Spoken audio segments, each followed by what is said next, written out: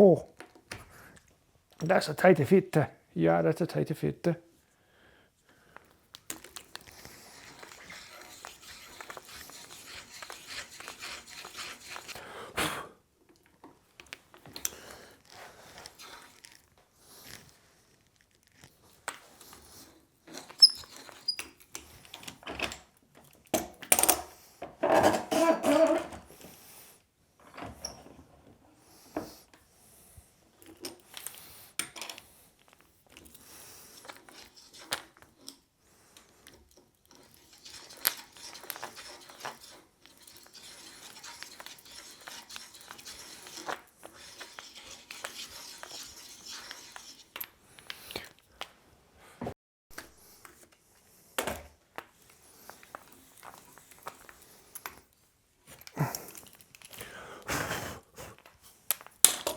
Yeah, that's what I'm looking for.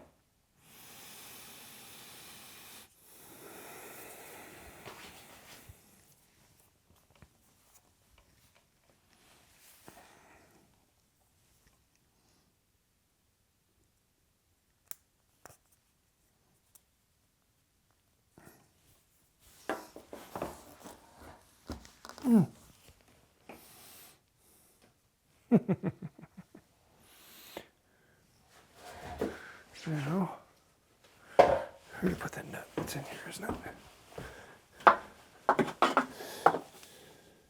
Yes, you.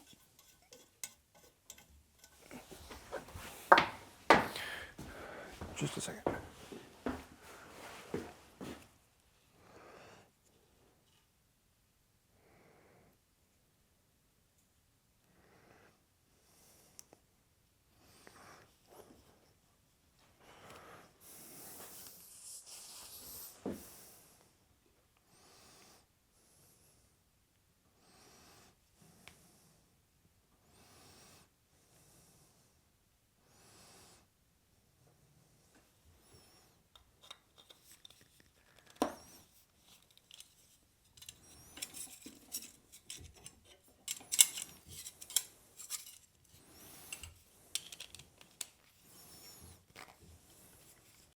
But wait, why in the world did I make that?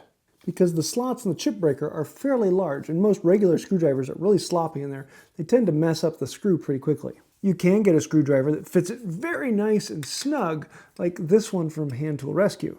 Here's an antique I picked up that is actually a screw turner that's the exact size to fit into there. This is one I actually made a while ago that houses around the screw to capture it a little bit better. Of course, Stanley advertised that you could use the lever cap to actually stick it in there and loosen it up. Though that's one of the reasons why these are often chipped and broken. You'll see a lot of chips out of these. I'll often grab my Hand Tool Hero from Rex Kruger because it has all the drivers needed to loosen this as well as several other things on it. But this one is interesting. This one was actually a very affordable kit from Dave Corinth, and he came with the wood, the ferrule, and the blade so that you could put them into an old plane knob. And I've got a bunch of plane knobs from old junkers, and I really like this simple design in that it has the plane knob, which is kind of a great throw to it, and the piece on there fits absolutely perfectly into there. You get a nice, clean, snug fit.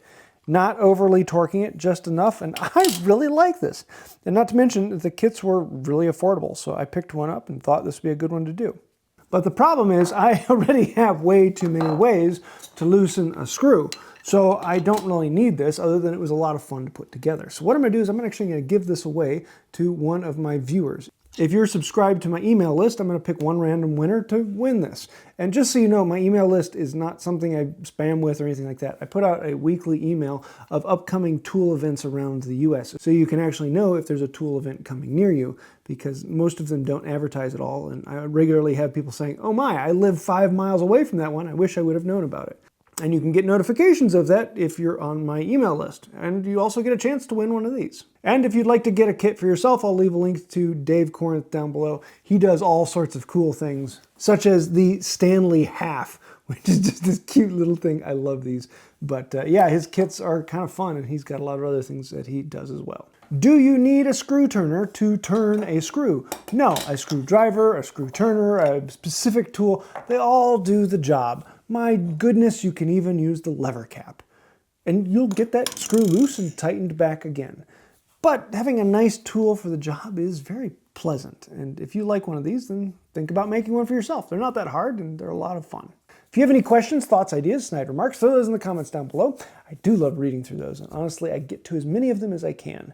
So thank you for that. If you want to find out more about becoming a patron or joining these people over here on the side, then there are links to that down below. And I do want to say a huge thank you to all of you, because you guys are the ones who support this channel. You're the reason I can go out and buy kits like this and then give it away. So thank you for that. If you want to find out more about that, links down below. And I think that'll do it for now. Until next time, have a wonderful day. Dave Corinth makes these kits, and that means that these are Corinthian screw turners. Now, if only he had a piece of leather to put in there. I would love to have some Corinthian leather on mine.